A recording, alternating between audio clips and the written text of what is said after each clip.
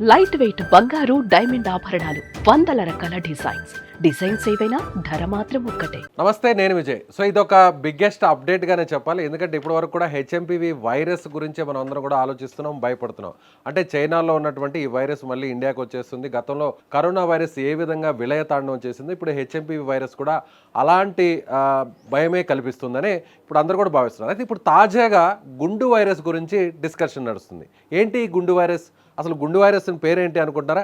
Yes, మహారాష్ట్రలో ఉన్నటువంటి ఒక ప్రాంతంలో కొన్ని గ్రామాల్లో గత కొన్ని రోజులుగా అక్కడ ఉన్నటువంటి కొంతమంది స్థానికులకు, ఆ గ్రామస్తులకు, పురుషులకు మహిళలకు అనే తేడా లేకుండా ఏదో ఒక తెలియని ఒక వింత వ్యాధి అయితే అక్కడ నడుస్తుంది. ఆ వ్యాధి వల్ల కొంతమంది పురుషులకు మహిళలకు కూడా అక్కడ జుట్టు పూర్తిగా ఊడిపోయి గుండు కనిపిస్తున్నటువంటి దృశ్యాలు. ఇది కూడా కేవలం 3 రోజుల్లోనే అంటే ఇది వైరస్సా లేదంటే వేరే మహమ్మారా అర్థం కానటువంటి పరిస్థితి.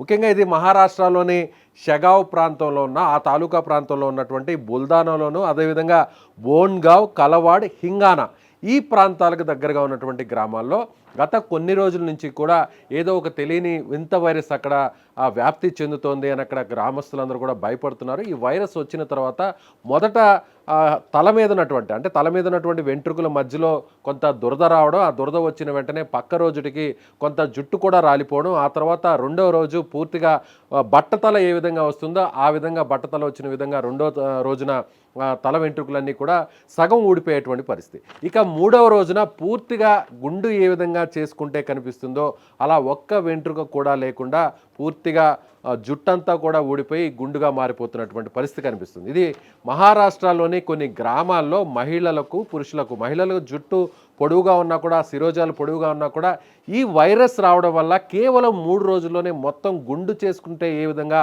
తల మారిపోతుందో ఆ విధంగా మొత్తం అక్కడ ఉన్నటువంటి మహిళల తలలు కూడా మారిపోతున్నాయనేటువంటి పరిస్థితి తెలుస్తుంది. అయితే ఈ విషయాన్ని కొంత గోప్యంగా ఉంచారు, అక్కడ ఉన్నటువంటి అధికారులు బయటకు రానివ్వకుండా తొక్కిపెట్టారనేటువంటి సమాచారం కూడా వస్తుంది. అయితే దీనికి సంబంధించి కొన్ని రాజకీయ పార్టీలు కూడా, శివసేన పార్టీ కూడా స్పందించింది. అక్కడ ఉన్నటువంటి కొంతమంది ఆరోగ్య శాఖ అధికారులు కూడా అక్కడ జరిగినటువంటి విషయాన్ని చెప్పడం జరిగింది. అంటే ఈ వైరస్ ఏదో ఒక మహమ్మారి వైరస్ అక్కడ సోకింది, దీనివల్ల కొన్ని గ్రామాల్లో కేవలం 3 రోజుల్లోనే పూర్తిగా జుట్టు ఊడిపోతుంది, దీన్ని వెంటనే కనుక్కోవాలి, దేనివల్ల ఏ ప్రాబ్లం వల్ల ఈ సమస్య వస్తుందో కనుక్కోవాలంటూ కూడా వారు డిమాండ్ చేసినటువంటి పరిస్థితి. అయితే వైద్యుల వర్షన్ మరొక రకంగా ఉంది. అంటే జనరల్గా 3 రోజుల వ్యవధిలోనే జుట్టు రాలిపోవడం అనేది హార్మోన్స్ ఇన్బ్యాలెన్స్ వల్ల కావచ్చు, లేదంటే ఏదన్నా క్రానిక్ డిసీజెస్ వస్తే వాళ్ళకు మాత్రమే ఈ విధంగా జుట్టు రాలిపోతుంది. అంతేగాని వేరే ఏదన్నా వైరస్ వల్ల కేవలం 3 రోజుల్లోనే జుట్టు రాలిపోవడం అనేది చాలా అరుదుగా ఉంటుంది. కాబట్టి వేరే కెమికల్స్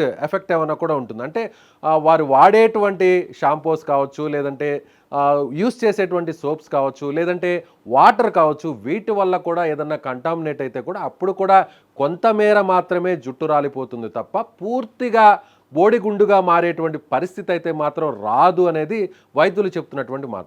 ఇప్పుడు మహారాష్ట్రలో దీని గురించి, అంటే ఈ గ్రామాల్లో మనం చెప్తున్నటువంటి షెగావ్ ప్రాంతంలో ఉన్నటువంటి కొన్ని గ్రామాల్లో దాదాపుగా ఒక 4-5 గ్రామాల్లో ఈ పరిస్థితి కనిపిస్తుంది. అయితే ఎంతమందికి ఇలా జరిగింది, ఎంతమందికి కేవలం 3 రోజుల్లోనే పూర్తిగా జుట్టు రాలిపోయింది, ఊడిపోయింది అనేటువంటి పూర్తి సమాచారం అయితే ప్రస్తుతానికైతే బయటకు రాలేదు. కానీ అక్కడ లోకల్గా ఉన్నటువంటి మీడియా మాత్రం, అక్కడ లోకల్గా ఉన్నటువంటి స్థానిక పత్రికలు, అక్కడ ఉన్నటువంటి కొన్ని ఛానల్స్కి మాత్రమే ఈ విషయం తెలుస్తున్నట్టుగా మనకు తెలుస్తుంది. అయితే దీనికి సంబంధించి కూడా స్థానికంగా ఉన్నటువంటి ఆరోగ్య శాఖ కూడా ఇంకా కూడా స్పందించలేదని చెప్పాలి. అక్కడ ఉన్నటువంటి కొంతమంది రాజకీయ నాయకులు కూడా, అక్కడ ఉన్నటువంటి గ్రామ పెద్దలందరూ కూడా గ్రామాల్లో కొన్ని క్యాంప్స్ పెట్టాలి, మెడికల్ క్యాంప్స్ పెట్టి వారందరినీ కూడా ట్రీట్ చేయాలి. ఎవరైతే జుట్టు ఊడిపోయినటువంటి వారు ఉన్నారో వారిని ఆ క్యాంప్స్కి తీసుకొచ్చి వాళ్ళని క్షుణ్ణంగా పరిశీలించిన తర్వాత, వైద్య పరీక్షలు చేసిన తర్వాత ఇది నిజంగానే ఏదన్నా ఒక వైరస్ ఉందా, లేదంటే వేరే ఇతర కారణాల వల్ల జుట్టు రాలిపోతుందా అనేటువంటి విషయాన్ని అయితే వెంటనే తెలుసుకొని పూర్తిగా ఈ సమాచారాన్ని బయటకు ఇవ్వాలనేటువంటి డిమాండ్ను కూడా స్థానికంగా ఉన్నటువంటి రాజకీయ పార్టీల నాయకులు కూడా కోరుతున్నారు. అయితే ఇప్పుడు హెచ్ఎంపీవీ వైరస్ కరోనా లాగా చాలామందికి ఇది వెంటనే ర్యాపిడ్ ఫాస్ట్గా ఇది స్ప్రెడ్ అయిపోతుంది, ఏ విధంగా అయితే కరోనా వల్ల శ్వాసకోశకు సంబంధించినటువంటి అవయవాలు ఇబ్బంది పెట్టేటువంటి పరిస్థితి ఉంటుంది.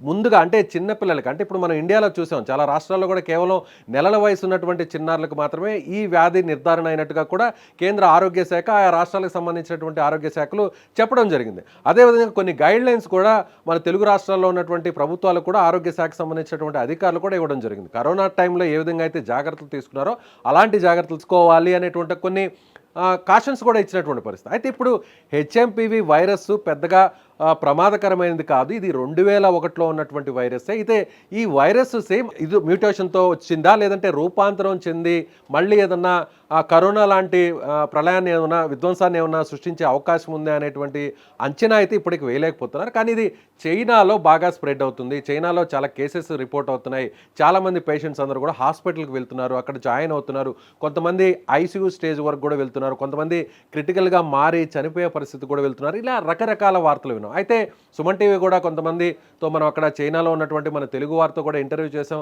ఇక్కడ ఎలాంటి లాక్డౌన్స్ కానీ ఎలాంటి క్వారంటైన్స్ కానీ కనీసం మాస్క్ను కూడా ధరించడం లేదు అనేటువంటి విషయాన్ని ప్రపంచానికి సుమన్ టీవీ ద్వారా కూడా మనం కూడా చెప్పినటువంటి పరిస్థితి. అయితే హెచ్ఎంపివి వైరస్ చైనాలో అంత భయానకమైనటువంటి స్థితిలో లేదు.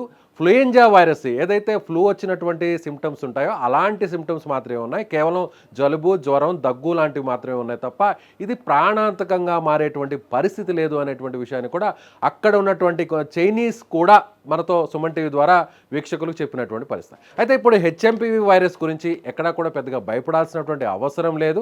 కేసుల సంఖ్య పెరిగినా కూడా ఇది ప్రాణాంతకమయ్యేటువంటి పరిస్థితి లేదు. గతంలోనే ఈ వైరస్ అందరికీ కూడా వచ్చిపోయి ఉంటుంది.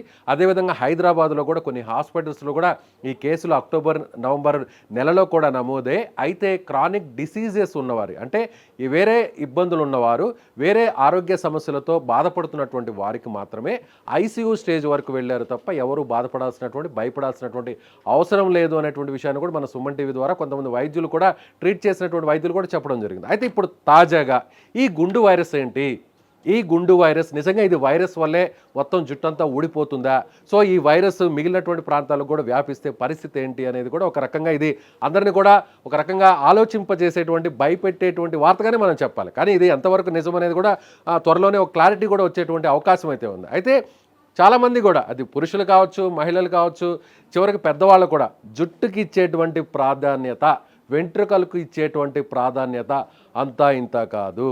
తమ బ్యూటీ మీద, అంటే తమ అందానికి ఇచ్చేటువంటి ప్రయారిటీలో ప్రధానంగా ఇచ్చేటువంటి ప్రయారిటీ ఎవరైనా సరే, పురుషులైనా మహిళలైనా జుట్టుకి చాలా ప్రాధాన్యత ఇస్తారు. చాలామంది గుండు చేసుకోవడాన్ని చాలా నామోషిగా ఫీల్ అవుతారు, కేవలం దేవుడు మొక్కుల కోసమే గుండు చేసుకుంటారు. అలాంటిది ఒక వైరస్ సోకి పూర్తిగా 3 రోజుల్లోనే గుండె అయిపోతుందంటే ఇది అందరినీ కూడా ఒక రకంగా భయపెట్టేటువంటి వార్తగానే మనం చెప్పవచ్చు. అయితే దీనికి సంబంధించి కూడా హెల్త్ డిపార్ట్మెంట్ ఎలా రియాక్ట్ అవుతుందో, ఇది వాస్తవమేనా, ఈ వార్త నిజమేనా కాదా అనేది కూడా సో తొందరలోనే ఒక క్లారిటీ ఇచ్చేటువంటి అవకాశం ఉంది. సో మీరేమనుకుంటున్నారు గుండు వైరస్ గురించి?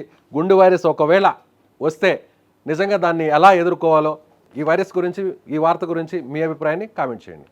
Thank you.